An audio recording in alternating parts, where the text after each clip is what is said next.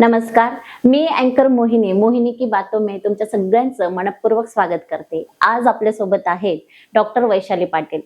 या एक गृहिणी आहेत आणि गृहिणीनंतरचा त्यांचा प्रवास डॉक्टरेट पासूनचा तर मूर्तिकार बनवण्यापर्यंतचा हा कसा आहे, तिची शक्ती आणि तिचा जागर त्यांनी कसा घातला आणि काय केलं हे जाणून घेऊया त्यांच्याकडून। नमस्कार। नमस्ते मोहिनी, थँक्यू मॅडम। अर्थातच तुमच्याकडनं खूप साऱ्या गोष्टी ऐकून घ्यायच्या आहेत, पण पहिला प्रश्न असा आहे आमचा की तुमचं बालपण कसं गेलं आणि काय आहे कौटुंबिक पार्श्वभूमी तुमची? माझं बालपण जे आहे ते जळगाव जिल्ह्यातील चोपडा तालुक्यामध्ये गेलं।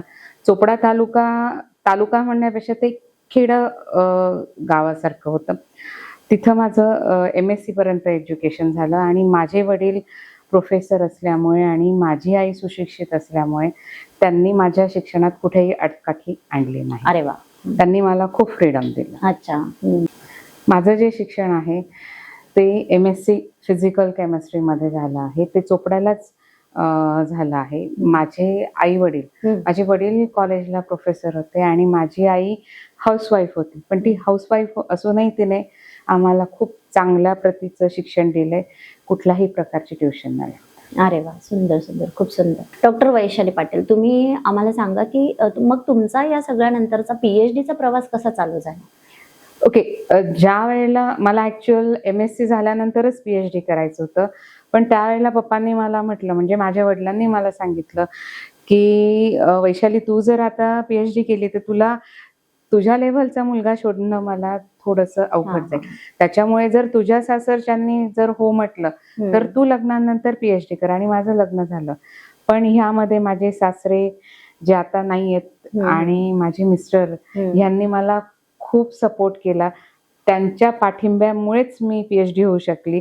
अदरवाईज एका स्त्रीला जर सासरचा पाठिंबा नसेल तर ती काहीच करू शकत नाही। मला माझ्या सासरचा खूप स्ट्रॉंग पाठिंबा होता, म्हणूनच मी आज डॉक्टरेट होऊ शकले। अरे वा, किती सुंदर सुंदर। पहिलीला होते त्यावेळेला मी डॉक्टर वैशाली पाटील असं नाव लिहिलं होतं, वैशाली सोनवणे।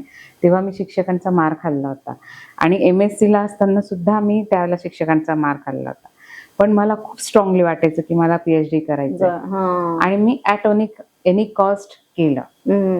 कुठल्याही परिस्थितीत जर आपली इच्छा असेल ना करायची तर आपण ते करतो, मग कितीही अडथळे येऊ दे।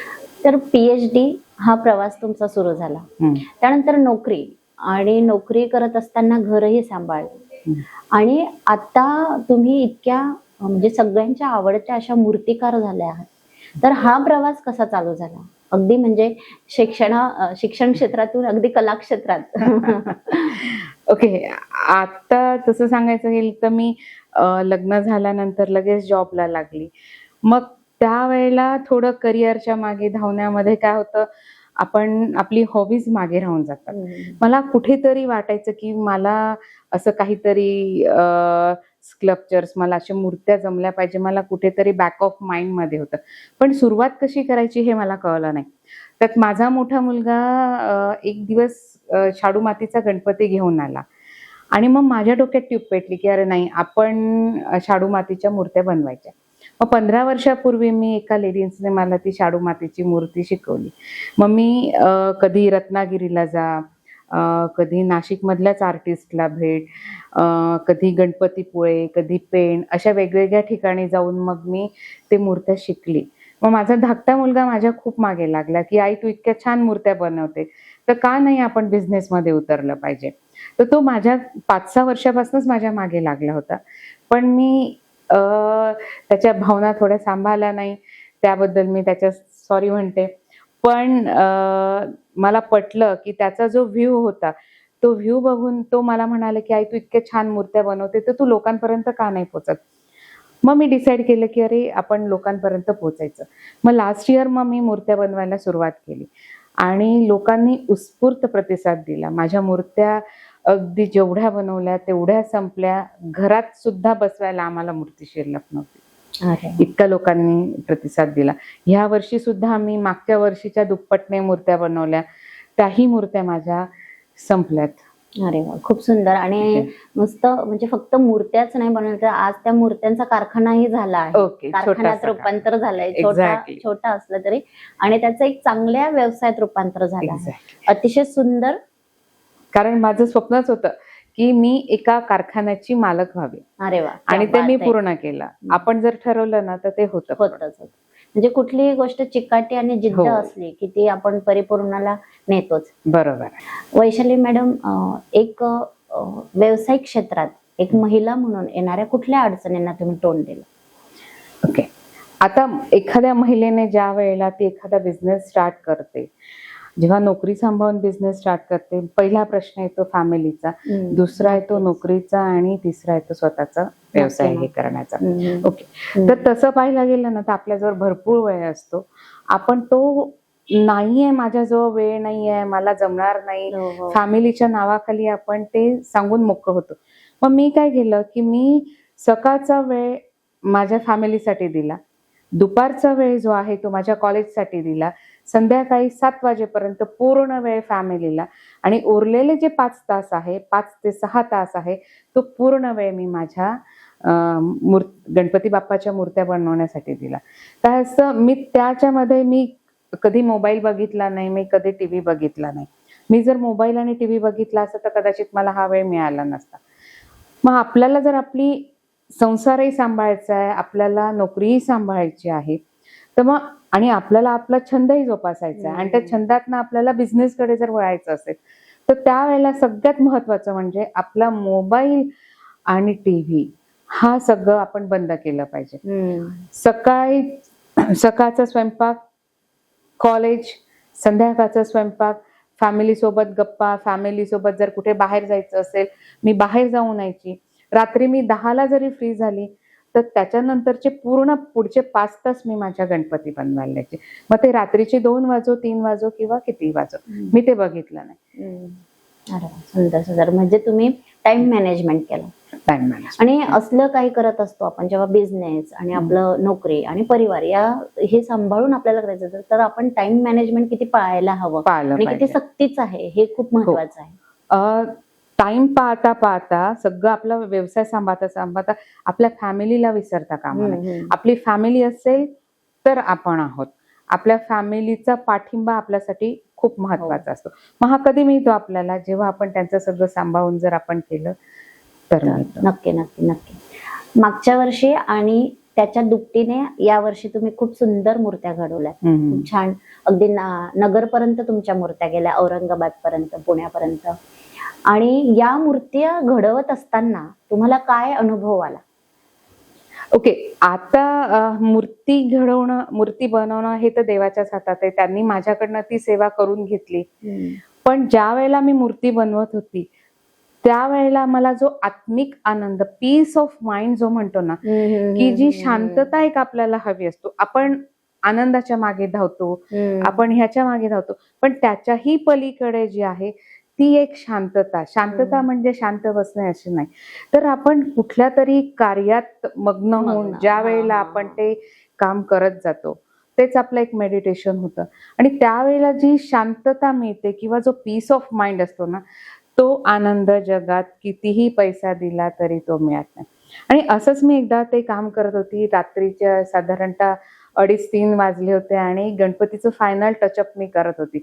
फायनल टचअप करत असताना सहज माझं असं डोळे असे माझे पेंग यायला लागले आणि नंतर मी खडकन जागी झाली. मी ज्यावेळेला जागी झाली त्यावेळेला मला बाप्पा जिवंत रूपात दिसला. अरे वा. ह्याच्यापेक्षा देवाचा साक्षात्कार कुठलाही असू शकत नाही. म्हणजे देवानेही तुम्हाला आशीर्वाद दिला. देवाने आशीर्वाद म्हणजे नारी शक्ती आणि त्यापुढे तुम्ही लावलेले ते प्रयत्न, ती चिकाटी, ही देवालाही समर्पण झाली आहे. बरोबर. खूप सुंदर. मॅडम, हा प्रवास तुम्ही वयाच्या कितव्या वर्षापासून सुरू केला? Good question. मी खरं तर हा जो व्यवसाय आहे तो वयाच्या 52व्या वर्षी मी सुरू केला. अच्छा. मला असं वयाचं बंधन नसतं. कुठलंही शिक्षण घ्यायला म्हणा किंवा कुठलाही तुम्हाला बिझनेस स्टार्ट करायचं झालं तर त्याला वयाचं बंधन नसतं. तुमच्यात किती कॉन्फिडन्स आहे, तुमच्यात ती जिद्द हवी असते की अरे नाही, मी ऍट द एज ऑफ 60 चालू केलंय किंवा ऍट द एज ऑफ मी 70 चालू केलंय. पण तुमच्यात जर जिद्द असेल ना तर तुम्ही सुद्धा सक्सेसफुल होऊ शकतात. तुम्ही सुद्धा धीरूबेन अंबानी होऊ शकतात किंवा तुम्ही त्या लेव्हलला, टाटा ह्या लेव्हलला तुम्ही जाऊ शकतात. फक्त तुमच्यामध्ये ती जिद्द पाहिजे. आणि हेच मी डोक्यात ठेवलं की ऍट द एज ऑफ 52 म्हटलं अरे काय फक्त 52च वर्ष झालेत, आपल्या हातामध्ये अजून भरपूर वर्ष आहेत, 58 वर्ष आहेत. अरे 58 वर्ष म्हणजे मी 100च्या वर जगणार एवढा मला कॉन्फिडन्स आहे. तर त्या 58 वर्षात मी खूप काही करू शकते. हा जो छोटा बिझनेस आहे, हा माझा छोटा बिझनेस मी पारंपरिक बिझनेस पर्यंत नेऊ शकते, एवढा मला कॉन्फिडन्स आहे. आणि हा प्रत्येक महिलेने असा कॉन्फिडन्स ठेवलाच पाहिजे की मी करू शकणार नाही या एज मध्ये, नाही, संकल्पना सोडायला हवी. एक्झॅक्टली. प्रत्येक जण कुठल्याही वयामध्ये छोटासा बिझनेस म्हणा किंवा त्याची हॉबी म्हणजे हॉबी सांभाळू शकतो.